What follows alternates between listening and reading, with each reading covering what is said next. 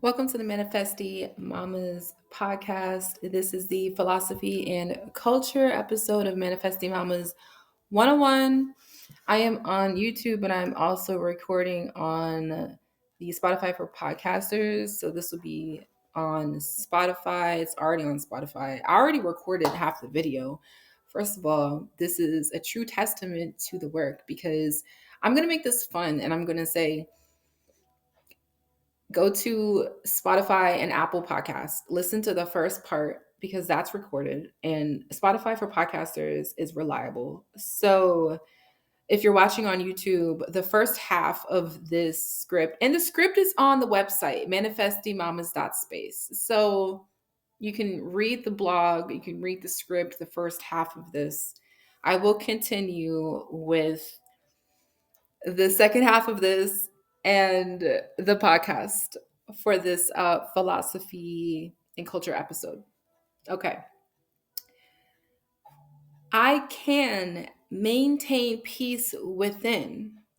With grace and ease and serenity, I am able to have an optimistic attitude that inspires others and myself, reflective, to which anything that is in contrast to that serves as a message for growth, love, and understanding. And you know what I will add? It also serves as an opportunity, okay, for growth and love and to express yourself more and connect deeper and more with yourself and with your goal and your vision, and to be reminded of your vision as well.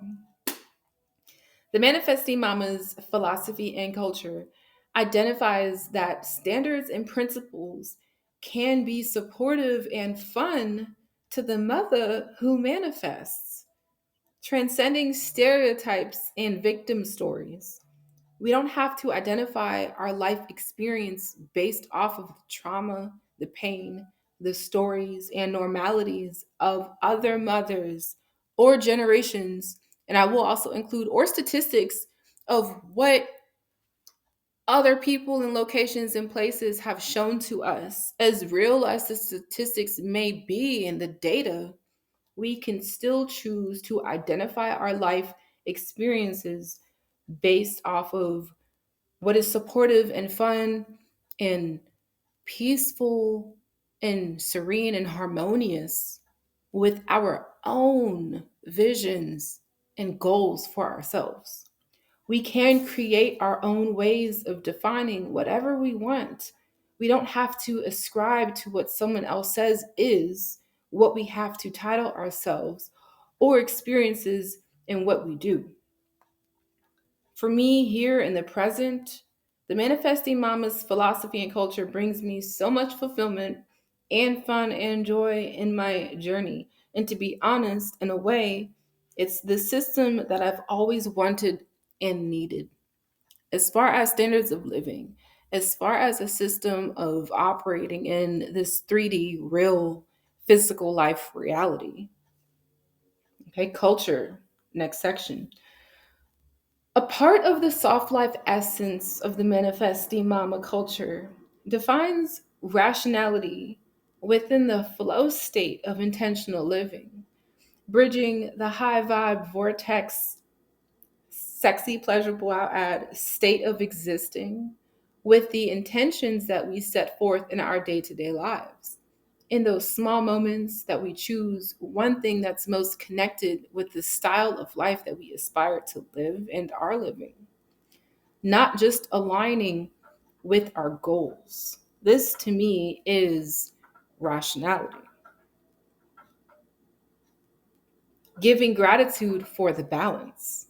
And look, I understand that in order to be rational, in the literal definition of being agreeable to reason, having or exercising reason, sound judgment, or good sense, which I've copied and pasted that definition from, I believe it was Google's dictionary.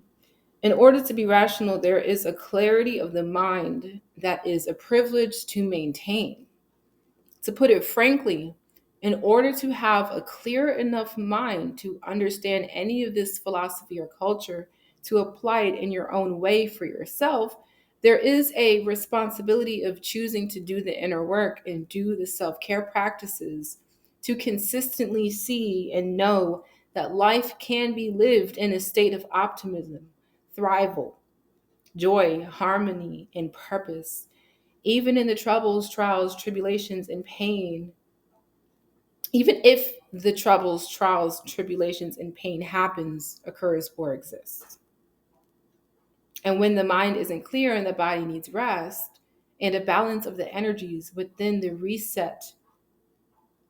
Let me reread that. I'm going to reread that. Okay.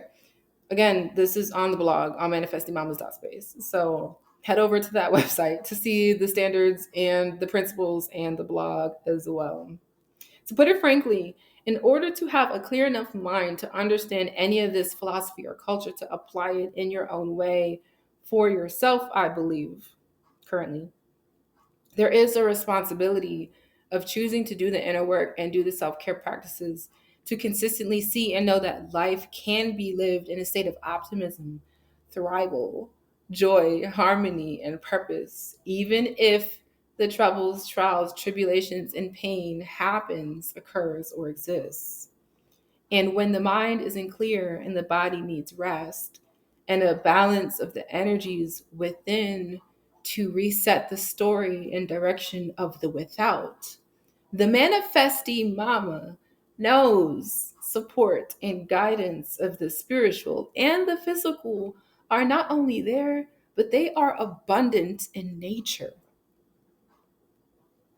Ooh, well-being is our birthright. Okay, I've heard that before. And I think asking it is given also reaffirms that as well. Shameless plug.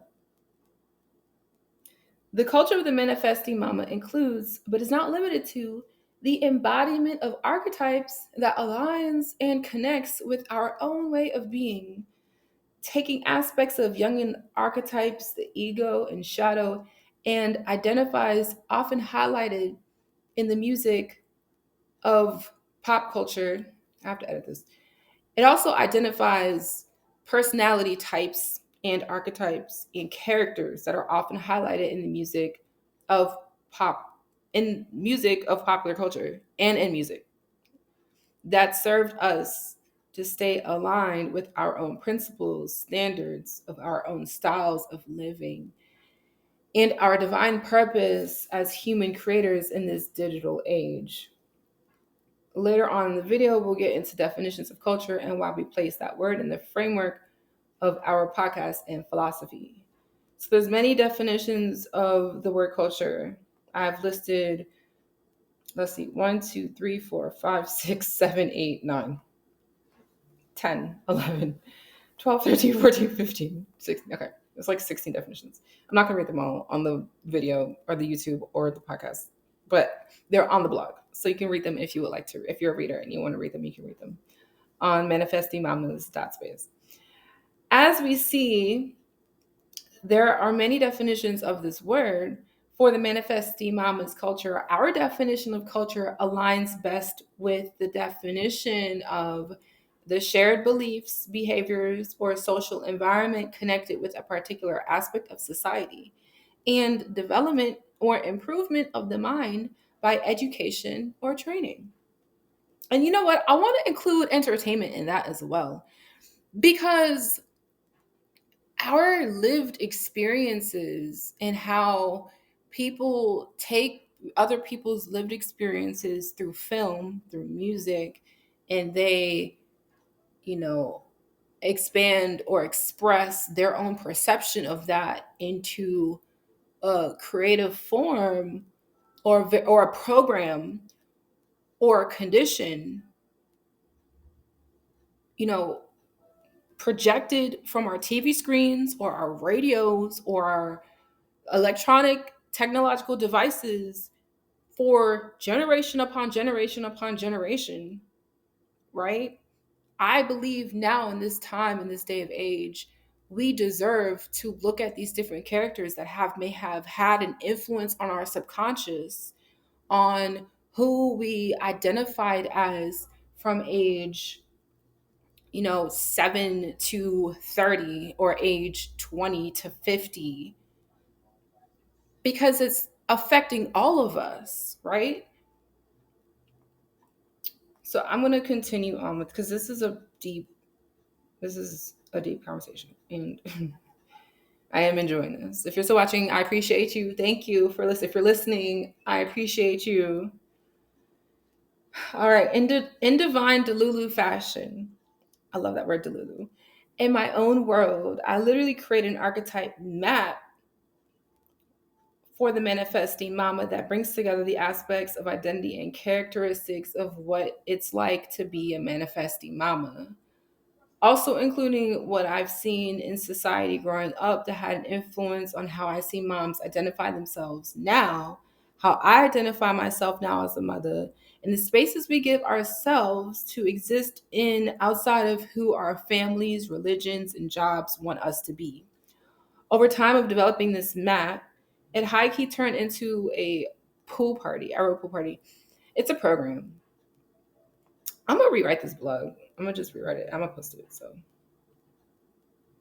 how I see it, I'm throwing these archetypes, titles, embodiments into a pool in the Manifesting Mamas space, manifestingmamas.space, a portal of energy where moms can dive into to explore the identities of who they can be in motherhood if they feel confused, lost, or in a transition, to lean in on selected personality types that I have seen lie within the intersection of the bad bitch on one end of the spectrum to the soft lady sage on the other end. Okay.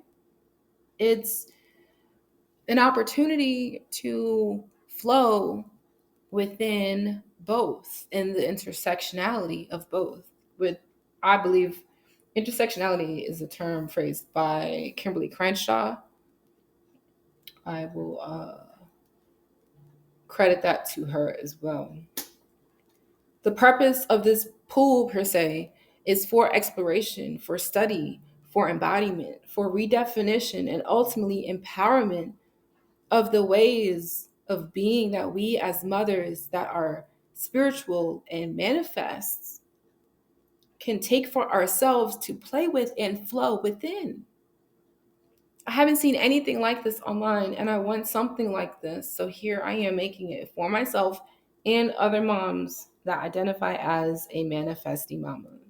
And it is put in place with the intention of it being built on. So it's not static, you know.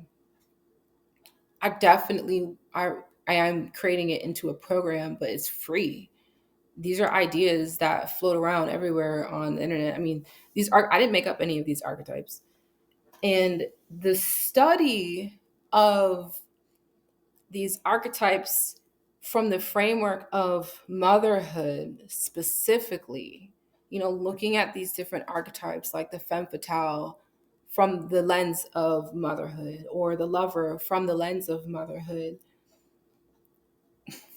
It's exciting. Like, this is really exciting work for me because I love researching things, and I love writing, and I love reading. And this is something that I'm researching, and this philosophy section on Manifesting Mamas space is lit. So I'm excited to be up in there studying and writing and philosophizing about this map party, the program.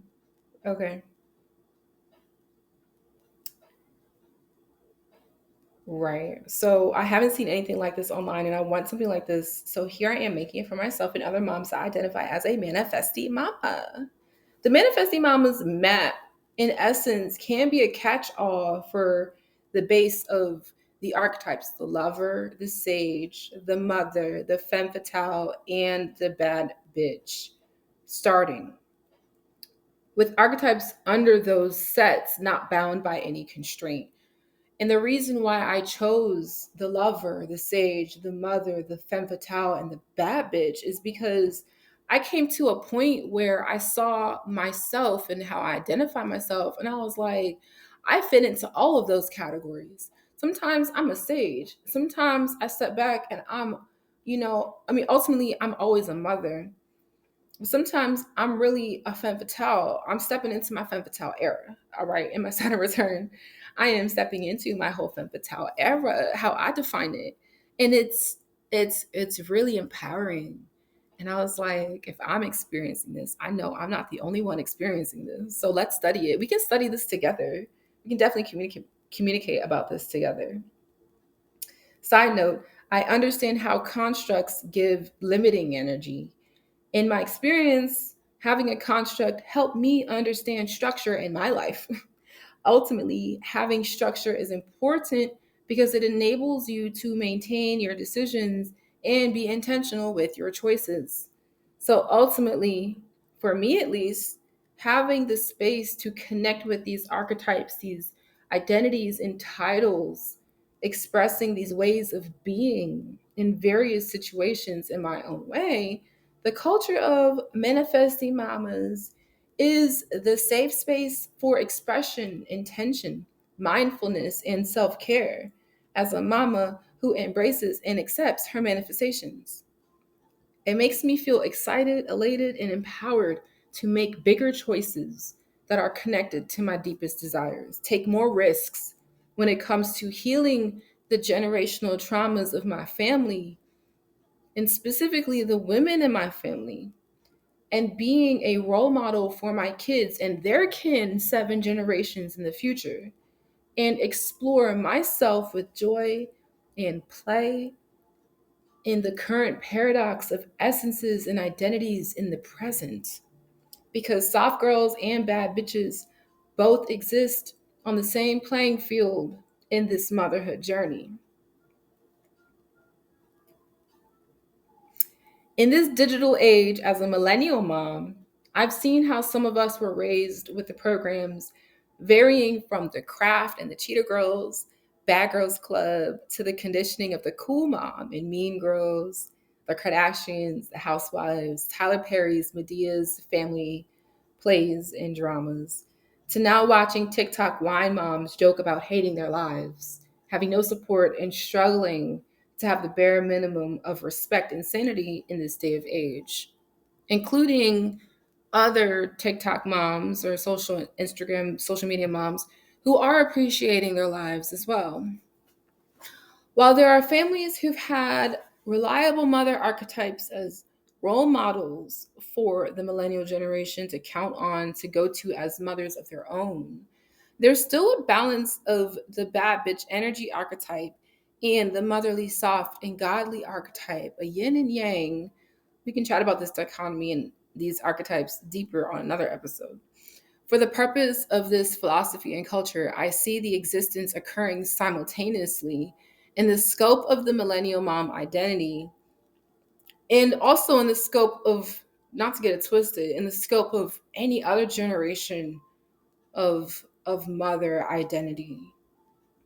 Because my grandmother has definitely told me she was a bad bitch. She texted me a story of something that she did with her business, and she said, "Your grandma is a bad bitch." I was like, lady, yes, you are. First of all, she is a bad bitch. And also, how are we defining this? So, this is fun. And I also see that there is space now as a mother to claim the responsibility, responding to my abilities, to claim the urgency of saying, yes, I am a role model.